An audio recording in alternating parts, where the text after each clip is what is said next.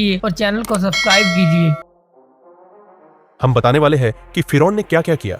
इस्लाम में फिरौन का जिक्र कुरान शरीफ में कई बार आया है। ये वही फिरौन था जो पैगंबर मूसा अलैहिस्सलाम के समय राज करता था।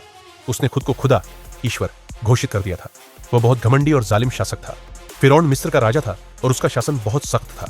उसने बनी इसराइल यहूदी कौम को गुलाम बना रखा था। बनी इसराइल से जबरन काम लिया जाता था और उन्हें बहुत सताया जाता था। अल्लाह ने हजरत मूसा असाब को नबी बनाकर फिरौन के पास भेजा।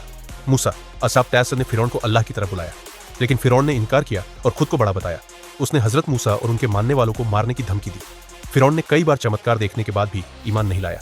अल्लाह ने फिरौन और उसकी कौम पर अजाब सज्जा भेजी, टिड्डियां, खून, मेंढक और सूखा। बावजूद इसके फिरौन घमंड करता रहा और तौबा नहीं की। अंत में हजरत मूसा ने अपनी कौम को मिस्र से निकाल लिया। फिरौन ने अपनी सेना के साथ उनका पीछा किया। मूसा आयस अपनी कौम के साथ एक समुद्र के किनारे पहुंचे।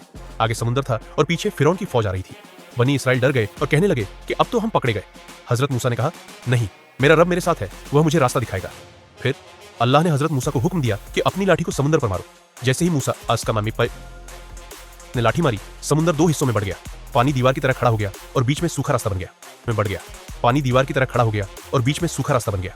मूसा आसाफ्ता और उनकी कौम सुरक्षित उस रास्ते से पार निकल गए।